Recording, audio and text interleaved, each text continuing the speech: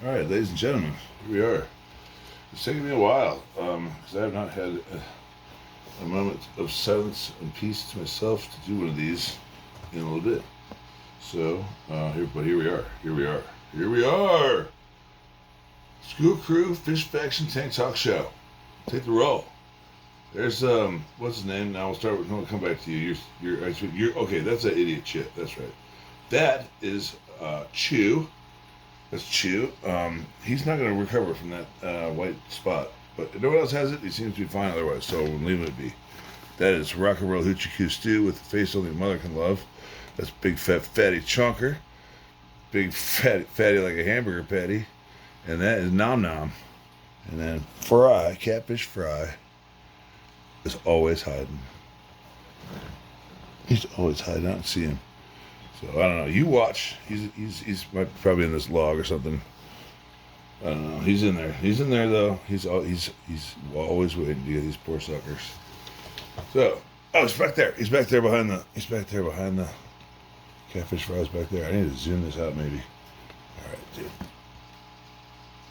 I'm already zoomed out. Maybe it's okay. I guess I already am. Well, anyway, he's behind that uptake pipe. He's black, so it's hard to see him. All right, here we are. Here we are. Here we are.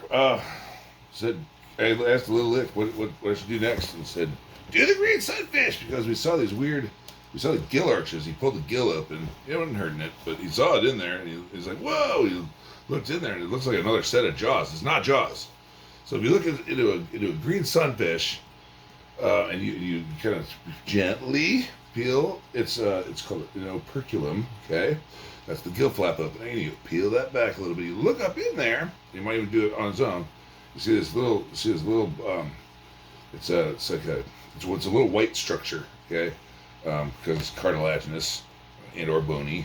It's just that's what they gave me. So, but you see it, and it kind of looks like teeth. So anyway, that's a gill arch. So we're gonna get back to that anyway, and I'm gonna talk about what that does and why that's important here in just a second. So here we go, green sunfish. I didn't like research. I didn't pronounce this before it started. So here we go, Lepomis cyanellus. Lepomis cyanellus.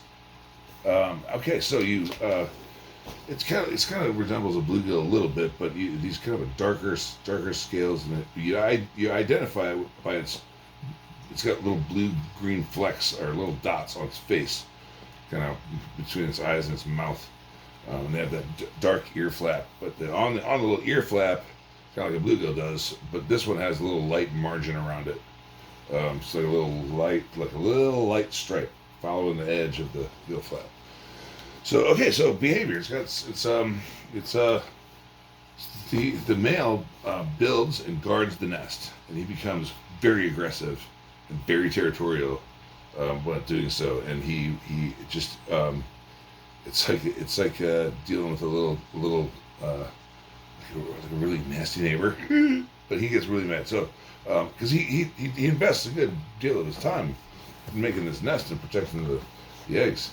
And he sits there and he fans his fins and he makes sure that the oxygen level in the water stays the flow over the eggs keeps them good and healthy. So and apparently the green sunfish is considered good to eat. I've never had one, but the research says that they're tasty. So take that for what you will. Gill arch. Okay.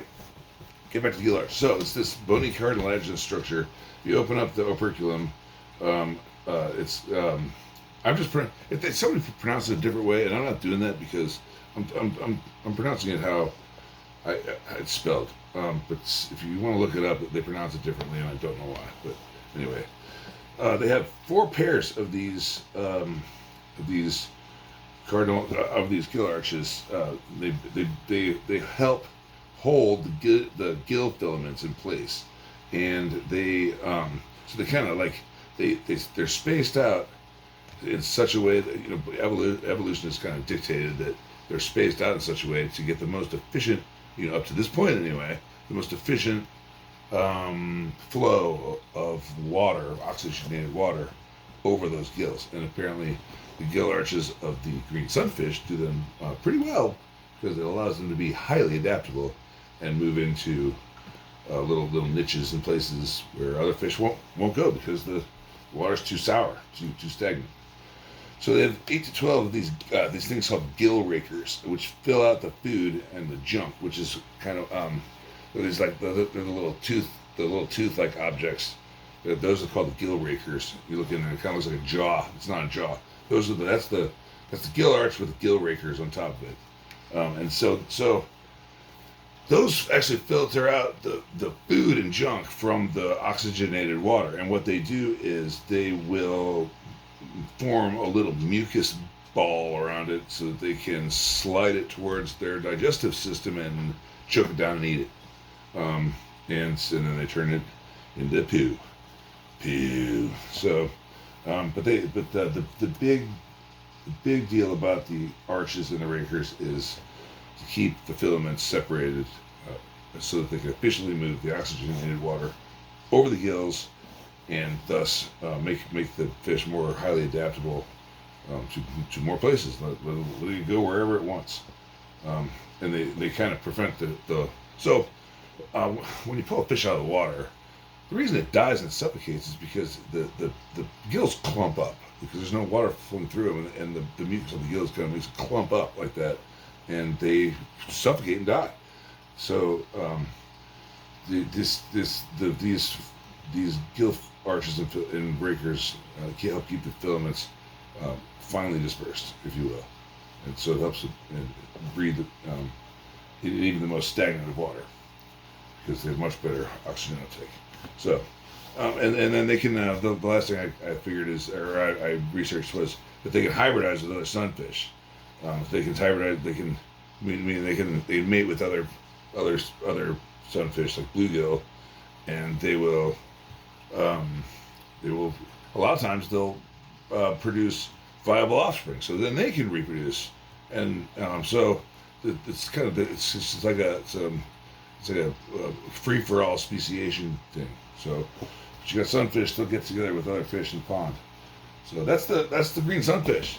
Well, that's the gill arch and the gill rakers of the green sunfish, which is what we saw. And right after this is over, because I haven't figured out how to edit these things, I'm just doing this on my phone. I'm gonna stick a picture. I'm gonna find the picture, or maybe it was a video. I don't remember, but I'm gonna find it, and it'll show the kid probably pulling that thing open, and you can see those rakers for yourself. So they're pretty wild. All right, well, I mean, it's every animal has its thing, and it makes it successful, or sometimes it's not enough, and they still have a downfall. People don't think nature be like it is, but it do.